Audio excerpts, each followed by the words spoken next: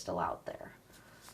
So I went out there and I met his friends and it was cool. And then they all welcomed me with open arms and I became one of their friends too. And that was cool. Yeah. Well, okay, let's talk about the night. Uh, Yeah. We'll just go slow. What happened? What was the plan that night? What was the environment like? Well, that night I was hanging out with one of my newer friends. Not totally new friends, but newer friends. Her name's Emma, and she's a really good friend. And I was hanging out with her that night, and the people across the hall were kind of like low-key partying. Not like anything big, but drinking, smoking. And she was like, well, we had went over there because we were talking to the one girl that was standing outside of the room. And we were like, well, if your roommate's trying to sleep, just come into, her room. Because it was just me and her in there. Her other roommates were gone. Well, so then it's fine. So we all come in there. And then we're playing this game called Do or Drink. And it's a card game. And it's kind of like, okay, you either do the dare on the card or you take a shot or whatever it says to do.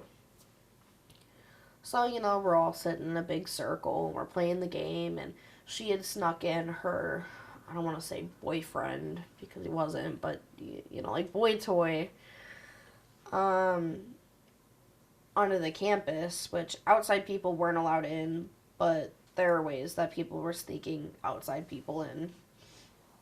And, so it was like him and her, and then, like one or two other couples, and then just a couple of us sprinkled in, as single folks. And we were all just playing the game. And, if you don't do a lot of dares, you're going to get drunk fast. What kind of dares were they asking? It's just whatever the cards would say. Oh, okay. So, it was all in the card game. And what kind of alcohol? Pink Whitney, vodka, rum, heavy stuff, liquors. And your experience with those high alcohol drinks is what? Wine. You've never had hard liquor before in your life? I had, but not very much of it. And not much at all. So you drink, and there's how many in that group right there? I couldn't give you an exact 6, number. 8. How many are in I there? want to say under 10. Okay. But on the higher side, because there was one or two people that came in, Okay. but it ended up leaving, Gotcha. so, Right. So you drank too much. Yeah, I drank. I smoked somebody's vape, which ended up being a cart, not a vape. A what? Cart. So it had THC in it. So there was that. I was drinking. And you don't do that very often. No. Like with family. Yeah. So like holidays. Yeah. So more of socially and not like, Yeah. I remember as a kid sometimes that you don't know your limits, and I remember as a kid sometimes it's like it just creeps up on you, and it's like Yeah. No, it was definitely one of those ones that creeped up on you because I was just like, oh, okay, I'm okay. And then like 15 minutes later, it's like, never mind, I retract that statement. But you never felt unsafe, did you? You felt you were with friends? Or No, what never. did you feel? What did I you never felt unsafe. I mean, not necessarily never, but when I was with my friends, I felt safe. It was like, as long as I'm with people that I trust and that I know, for the most part, I feel all right. How'd you feel that night? Well, I felt fine for most of the night. Safety-wise, though. How did you feel safety-wise? I mean, I felt okay while I was with... As long as I was with Emma, I was okay. But it's when her roommate came in, was not cool with everybody being in there, and then we all had to disband, and she was, preoccupied with her friend. And so then I was like, okay, well, I have nothing to do. All of my friends are busy. And that's when I had went back upstairs towards my dorm. And let me take a break, I'm sorry.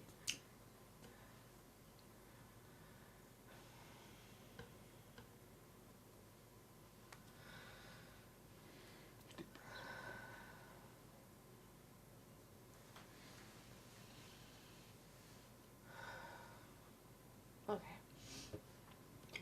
What happened next? Basically, Tony had called me while I was hanging out with all of, Emma and everybody that was in the room. He was like, can we hang out? I was just like, not really, I'm busy. So then, like, after everything had disbanded, I was just like, well, I'll see if he's not busy anymore, because everybody else I knew was busy. I didn't want to go sit alone. Who would want to go sit in a dark room alone? That's not fun, you know? And I didn't have, like, the TV or anything in there, so there was really nothing else to do. And, at this point, though, I was fairly intoxicated, like, a little bit of stumbling. um, and that's when I went to go hang out with him. And his roommates were in his room, too. And we were watching Shameless. And I remember, sometimes when you're, like, really intoxicated, things kind of, like, it's almost like it goes in and out. And it's, like, it's hard to explain. Almost like blacking out and then coming back. Mm-hmm. So, like, or not necessarily blacking out, but, like, I don't want to say, like, falling asleep either. But you're, like, going in and out of consciousness. Yep. Totally get it. That's a better way to describe it, yeah. Like, you're going in and out of consciousness. Did you feel vulnerable at that time? Or, like, scared or anything? Or did you feel safe? You didn't, maybe you felt... Nah, I kind of felt nothing. I was, like, I was too messed up. Mm-hmm. Like, I was just like, oh, okay, cool, Shameless. Like, that's funny. That's an interesting show. Yeah. I mean, I didn't know that's what it was at the time, but I was just like, oh, this caught my attention. I'm watching that. And I remember watching that, and then I just, like, between the going in and out and watching that, I passed out there. Yeah. And then what happened next? well, that's all I remember as far as that night. And then I woke up the next morning. What did you see when you woke up the next morning? Well, my sweater shawl thing was on the floor with my shirt, and I didn't know where my pants were. And I woke up and there was a condom stuck to my leg. And when you first wake up and it's, like, fuzzy and you're trying to, like, wake up, basically. Well, that's where I was at. I was just, like, really confused, a tad bit hungover, to say the least. And I was just, like, I was really distraught. And I was just, like, I didn't feel good, and I was sore. And, like, I was, piecing together everything and realizing what was going on. And before I could say anything about that, he had, like, snatched it up, the condom. And I don't know what he did with it, but he was basically like, you need to get out, I have shit to do today. That was it. That was straight to the point. It was blunt. And I was just, like, frantically looking for my clothes, and I couldn't find my pants, and then there was a knock at the door, and I was just like, you can't let that person in, I don't have pants on, and, How did that, what were you feeling inside? Like, anxious, flustered, angry, upset, like, it was like a whirlwind of emotions, and I just, at that point, I almost felt like I was going to pass out. I was so overwhelmed with thoughts and feelings that I just like could not handle it. So I had found my pants between like the bed and the wall at the foot of the bed, because you know they're bunk beds, and they have them up against each end of the wall. And I had gotten dressed and I had ran out of there.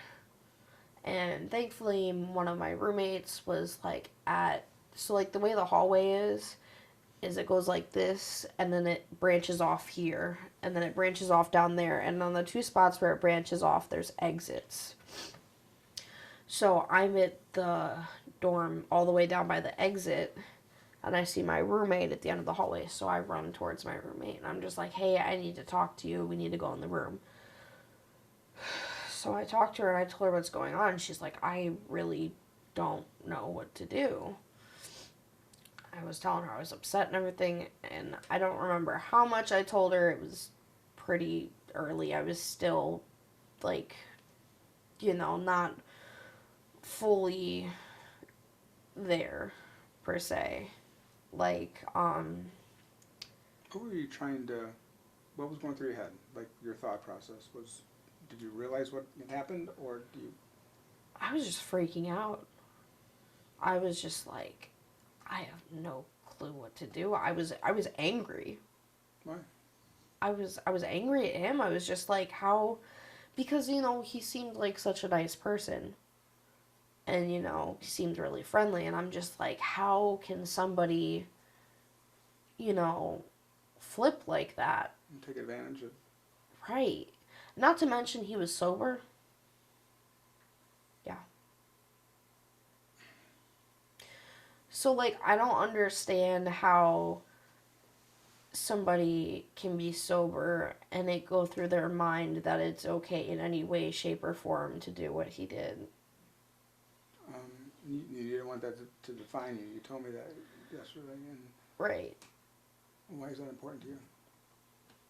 Well, because at the end of the day, things happen, and though I struggle with this, I have to remember that I can't always control everything around me.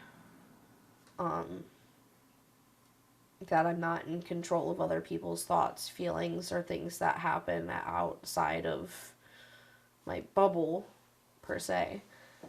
And I struggle with that a lot. But I can't let it derail my life. Did it, excuse me, did it kind of like take you back a little bit to your childhood, in school, like when the bullying, and did that, you know, Kinda. bring It back just that? like it just felt like a brick to the chest at 25 miles per hour, like 8 times. It just everything hit me. I was on between memories, emotions, thoughts, feelings. It everything hit me at once. It just Like, but I'm thinking like back in school, remember the bullies, and here you are like being kind of victimized again. And did that cross your mind? it was kind of triggering, for sure. Yeah. Um, and once you think you're out of that, it's like, wow. Do you think back to that Right night, back or into what do you it. think when you think of that night? What do you recall, or what emotions do you feel looking back? Scared. Really scared. Especially because I know he's still out there. And that probably scares me the most. What are you afraid of? I don't know. I'm afraid that he might do it to other people.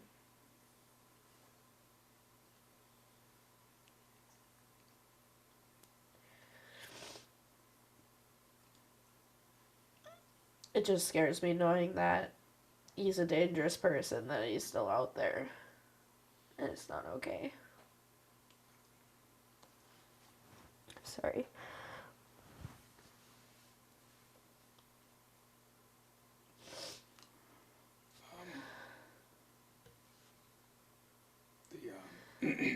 The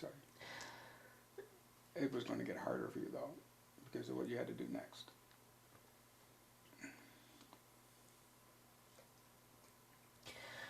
Tell us about what you had to do next. Well, I was supposed to go to work that day. I couldn't make it to work. You had to go to the hospital. Yeah. Without being graphic, how hard was that for you to go through that? It was really difficult. It was. Now mind you, I'm basically alone there. So, I'm going through all of this and I'm alone, and I had none of my family there with me. I had my one friend there with me. Where were they? Where was everybody? Oh, my family didn't know.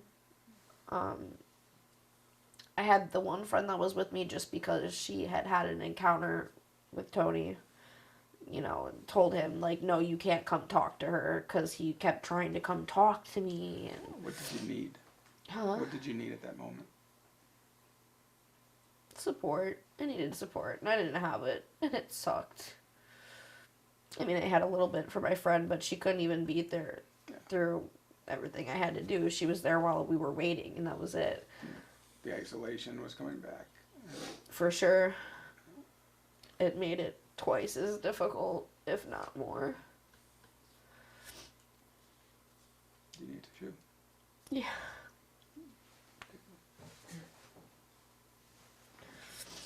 Thanks. Thanks.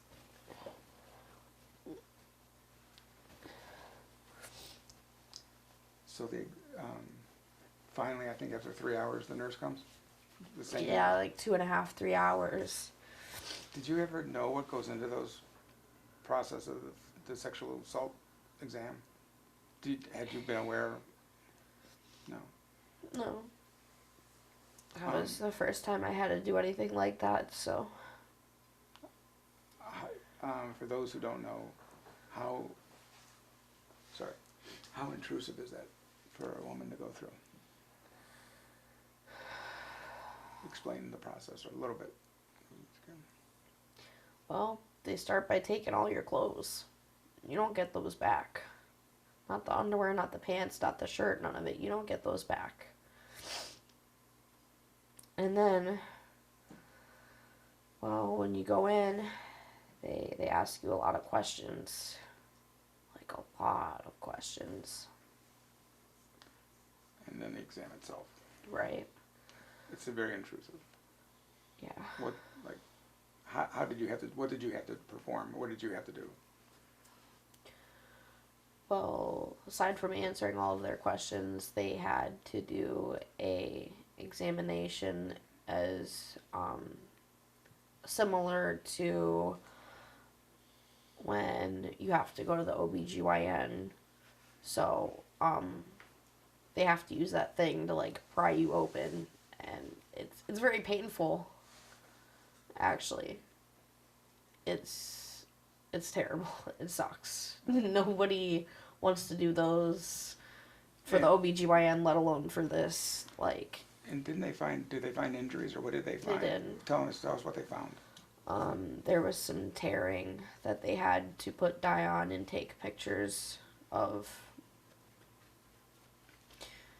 And how was it bruising, or what exactly all the injuries that you suffered? Just vaginal tearing. I didn't have any bruises or anything because I was asleep, so. Was that your first time? Okay, you were not a virgin. Okay. So that was all done. You made the police report. Why did you make the police report? What were your expectations for that police report? What did you want? Well, at first I didn't want to make one because I was afraid I was going to get fired.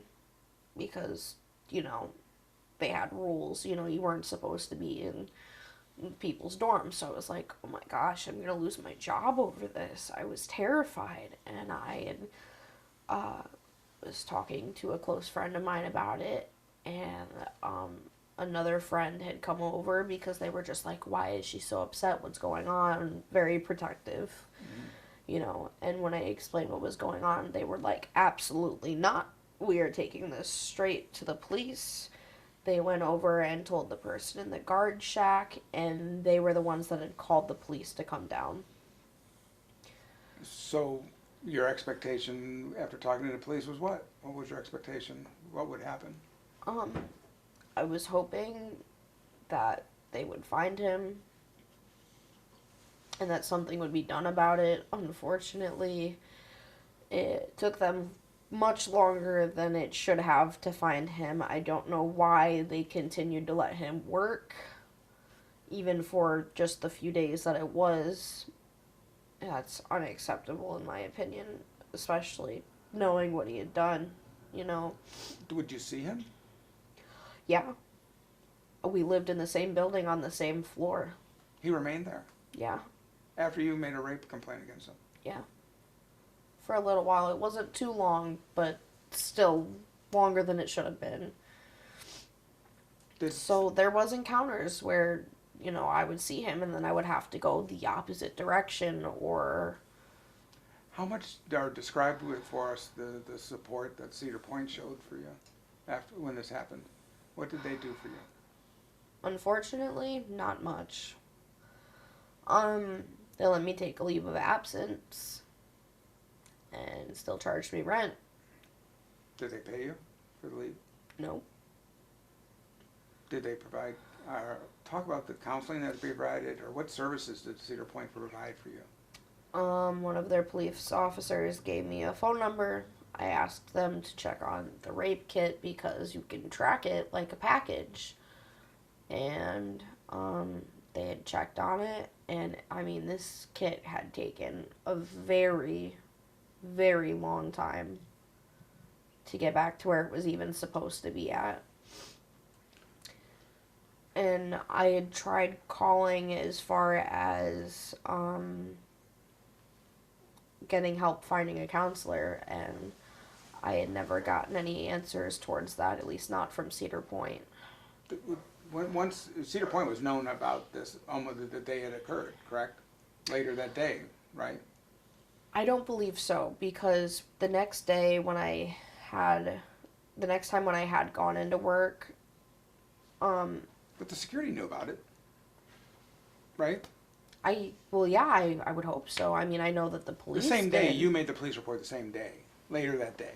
Yeah, Okay. like it happened overnight, and Right. then that And midday. a security guard is the one who called the police, right? Or somebody from... Yeah. Okay, so Cedar Point was aware. Well, apparently not, because when I talked to my manager about what had happened, I was just like, I can't work today. I was just like, I can't.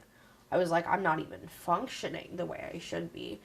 At that point, I was already like spiraling, and she was like, she took me straight to HR. Apparently, HR didn't even know. So, their communication, not great.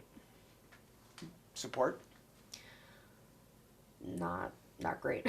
Counseling? Not from them. What was their response to you? They were basically like, how long do you think you'll need? I told them a couple weeks, I needed more than a couple weeks. That's all they gave you? What other support or services did Cedar Point give you once they became aware that you were sexually assaulted? None. Other than that, nothing. They just didn't care. Or at least it comes across that way. They did nothing to help me in any way, so... Wait, what did they do with your rapist? I had heard from somebody the day that they did find him that they were looking throughout the park for him. I don't know, after I had, went, to the HR and everything, I told them I was probably gonna leave for a couple of days. And, to avoid being there knowing that they were still letting him be there, me and my friend had went back to my dad's for a night or two. I think it was 2 nights. Did you tell your dad? I did. What was his reaction? He didn't want to bring me back. Was He he did. angry or? He was extremely angry. He told me some things he wanted to do, and I was like, yeah, well, let's not do that. I don't need you in jail. But to say the least, my dad is protective and he cares about me and loves me very much, so I'm sure you can imagine how an angry father would react. The the rapist tried to talk to you. How Yeah. many times and what were they? What was he trying to tell you? Um, so like before the police had come there, he was trying to contact me as far as like, let's just talk about it. And I was just like, and he wanted to talk to me alone. I was like, absolutely not. I will not. I refuse. That is not going to happen, never in a million years. And um, my friend had picked up the phone because he was trying to call me, and this was all together at one time. And she was like, "If you do end up talking to her, it's definitely not going to be alone. There's gonna be many people there." What was Um, you think his motive was? What was he trying to accomplish? I don't know. I feel like he was trying to convince me otherwise, but like not to go to the police, basically. Hmm. He was trying to convince me not to go to the police about it. Once HR learned about it, was he removed then? Did you have any more? Did you have to see him after that? Even after HR knew about I had run into him like once or twice. after? Uh, yeah. So he Um, still wasn't removed from the dorms? no, it took them like a couple days, a day or two. It took them a minute to get him out of there. Because then for a minute they couldn't figure